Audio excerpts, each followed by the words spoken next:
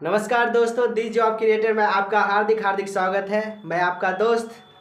आइए आप हम लोग इस सेशन की शुरुआत करते हैं और यह प्रैक्टिस का सेशन चल रहा है। इस प्रैक्टिस के सेशन में हम जानेंगे कि किस तरह के प्रश्न जो हमारे पीछे लिखा हुआ है, इन सारे प्रश्नों का रिवीजन करेंगे और इस प्रश्नों में हम देखेंगे कि क्या चीज़ यूनिक है और किस तरह का जो है क्वेश्चन बनता है और क्रिएट होता है, उस क्वेश्चन का हम लोग रिवीजन करें। आइए सेशन की शुरुआत करते हैं। हमारा फर्स्ट क्वेश्चन है, यह है मैनचेस्टर। मैनचेस्टर का मतलब होता है कि मैनचेस्टर इंग्लैंड का एक शहर था। मैनचेस्टर इंग्लैंड का एक शहर था जो कि कपड़ा उद्योग के लिए जाना जाता है। मैनचेस्टर का कोई हिंदी मीनिंग नहीं, बल्कि इसे मतलब कि यह जाना जाता है कि इस क्षेत्र में कपड़ा का है कारखाना है, कपड़ा का वहाँ पर उत्पादन उद्योग है, वह तैयार किया जाता है कपड़ा।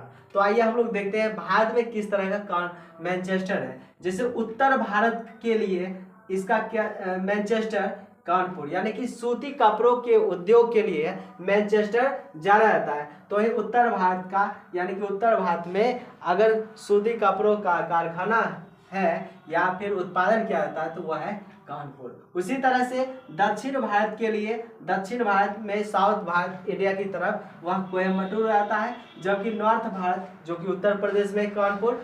वही भारत का, अगर पूरे भारत का बात करेंगे कि जहाँ पर सूती कपड़ों का उद्योग है वह जो है अहमदाबाद, यानी कि जो सूती कपड़ों के उद्योग के लिए जाना जाता है वह मैनचेस्टर होता है। उत्तर भारत का कानपुर, दक्षिण भारत का कोयम्बटूर, भारत का अहमदाबाद, वहीं जापान का एक शहर है ओसाका, यह मैनचेस्टर के रूप में जानता है। और दोस्तों, जापान की राजधानी कहाँ है? जापान की राजधानी टोक्यो है। जापान की राजधानी टोक्यो है और जापान के एक शहर है जिसका नाम है ओसाका। आइए हम लोग नेक्स्ट क्वेश्चन की ओर देखते हैं। मध्य प्रदेश का एक शहर है, एक जगह है जिसका नाम है नेपानगर। नेपानगर अखबारी कागज, यानी कि जो पेपर छपता है, जो अखबार छपती है, उस अखबार के लिए कौन सी जगह फेमस है? तो वह है नेपानगर। वही होशंगाबाद जो कि मध्य प्रदेश में है, यहाँ पर नोट छापने के कागज बनाने के लिए, यानी कि होशंगाबाद जो है नोट छापने का कागज बनाती है, इसीलिए यह होशंगाबाद प्रसिद्ध है। जबकि नेपानगर वह अखबारी कागज के लिए प्रसिद्ध है। नेपानगर कहाँ है? तो मध्य प्रदेश में। होशंगाबाद कहाँ है? तो यह भी मध्य प्रदेश में।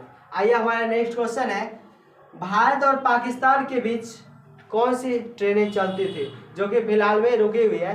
तो भारत और पाकिस्तान के बीच दो प्रकार की ट्रेनें चलती है। एक का नाम है समझौता एक्सप्रेस, दूसरे का नाम है थार एक्सप्रेस।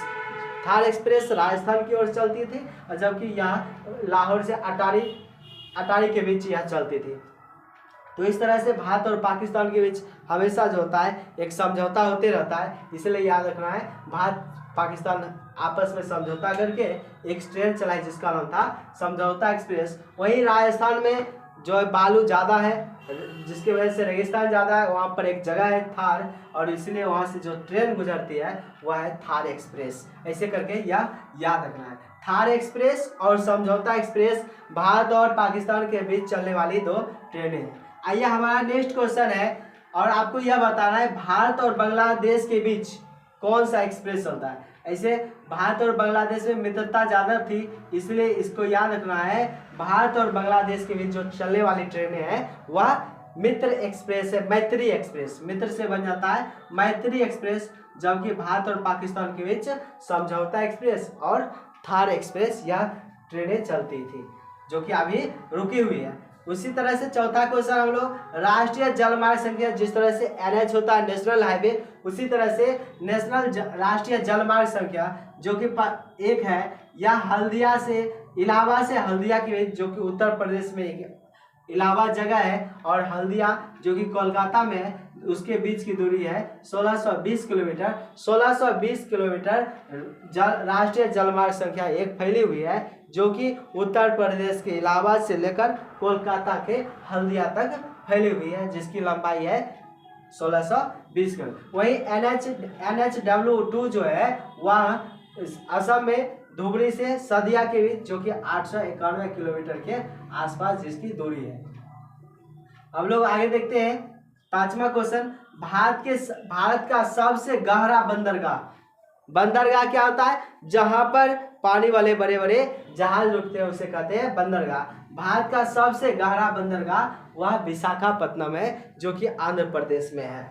हमारे नेक्स्ट क्वेश्चन है, दिल्ली, चंडीगढ़, पुडुचेरी, यह ऐसी केंद्र शासित प्रदेश है, ऐसे केंद्र शासित प्रदेश है दिल्ली, चंडीगढ़, पुडुचेरी, जिसमें कि एक भी अनुसूचित जनजाति यानी कि एसटी वर्ग के लोग निवास नहीं करते हैं।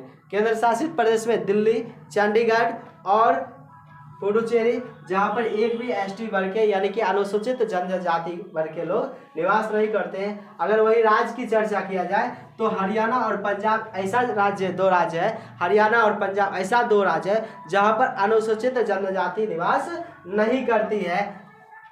और केंद्र शासित प्रदेश में दिल्ली, चंडीगढ़ और पुडुचेरी। हमारा नेक्स्ट क्वेश्चन है, अम्ल वर्षा होने के कारण। दोस्तों, अम्ल वर्षा होता क्या है? अम्ल वर्षा के कारण जो जितने भी चमकदार, जो जैसे कि संगमरमर, ताजमहल है, वहाँ पर कारखाना, चमड़े का कारखाना अधिक होने की वजह से वहाँ पर प्रदूषण युक्त बारिश होती है और उस वर्षा का पीएच मान एकदम 6-7 से कम होता है, 5.6 के आसपास होता है, जिसकी वजह से उसमें अम्ल की मात्रा हो जाती है। और इस तरह से यह जो वर्षा कहलाती है अम्लीय वर्षा। इसमें प्रदूषण युक्त जो रहता है वायु के रूप में वह सल्फर डाइऑक्साइड, नाइट्रोजन ऑक्साइड और नाइट्रस ऑक्साइड, यह तीन जो है मुख्य कारक है। SO2, NO2, N2O, sulphur dioxide, nitrogen oxide और नाइट्रस ऑक्साइड, यह जो है अम्ल वर्षा का मुख्य कारण है। अम्ल वर्षा का मुख्य कारण में कार्बन डाइऑक्साइड नहीं आता है। यह आएगा किसमें? तो वैश्विक वार्मिंग में, यानी कि हरित गृह प्रभाव में। हमारा नेक्स्ट क्वेश्चन है, देश के किसी भी क्षेत्र में आगमन की स्वतंत्रता किस अनुच्छेद के तहत दी गई है?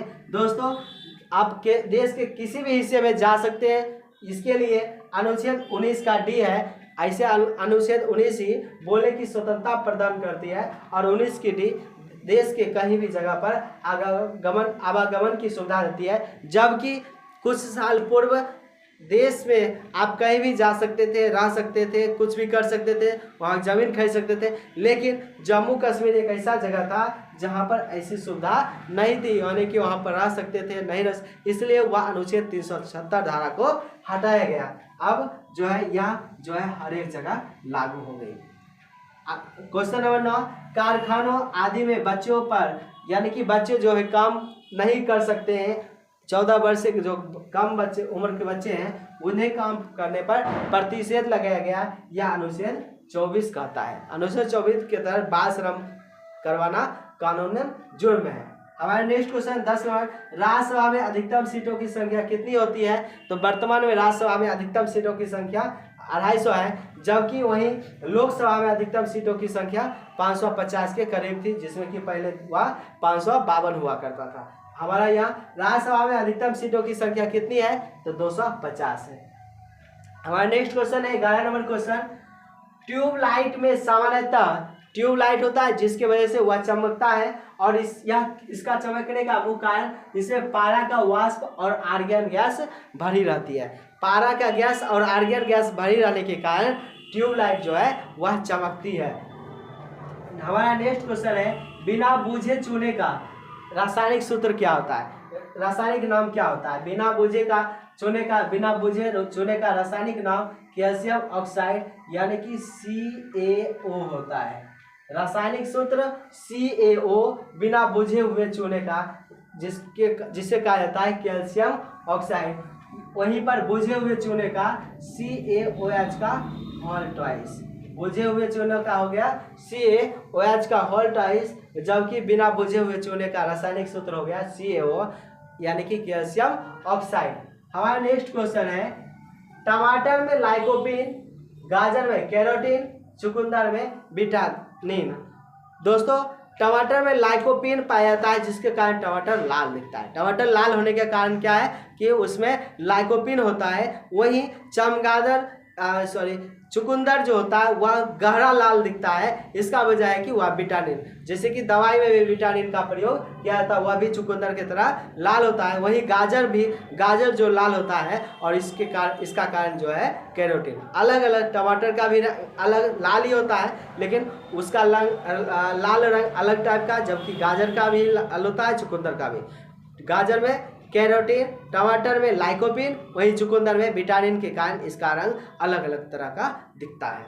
आइए हमारा नेक्स्ट क्वेश्चन है, प्रयोगशाला में सर्वप्रथम डीएनए का संश्लेषण किसके द्वारा किया गया? दोस्तों, प्रयोगशाला में डीएनए का संश्लेषण सबसे पहले हरगोविंद खुराना के द्वारा, एक वैज्ञानिक थे जिनका नाम था हरगोविंद खुराना। इन्हीं के द्वारा डीएनए का संश्लेषण प्रयोगशाला में पहली बार किया गया था।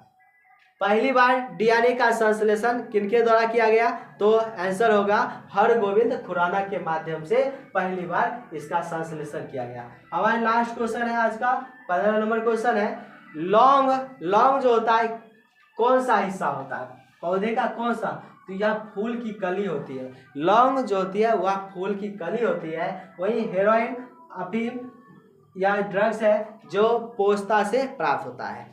लौंग फूल की कली है, जबकि हेरोइन, अफीम या पोस्ता से प्राप्त होता है। और वहीं पर पपीता जो है एक लिंगी पुष्प वाला, पपीता जो होता है उसका बीज होता है एक लिंगी होता है। इसी के कारण कुछ पपीता के पौधे ऐसे होते हैं जिसमें सिर्फ फूल खिलते हैं, फल नहीं होते हैं, और कुछ पपीता के पौधे ऐसे होते हैं जिसमें फूल के बाद फल खिलते हैं। इसी अर्थात इसका मतलब ये हुआ कि पपीता जो होते हैं, पपीता के पुष्प जो होते हैं एक लिंगी होते हैं, उसका एक लिंगी वाला पादप माना जाता है। लौंग पौधे का एक फूल का कली का हिस्सा है। अफीम हीरोइन जो है वह पोस्ता का एक हिस्सा है, और पपीता जो है एक लिंगी वाला पुष्प वाला पौधा है। ये था हमारा आज का क्वेश्चन। यह 15 क्वेश्चन लगभग 20 से 25 क्वेश्चन के बराबर यह है, और इसी के साथ हम अपने सेशन को समाप्त करेंगे।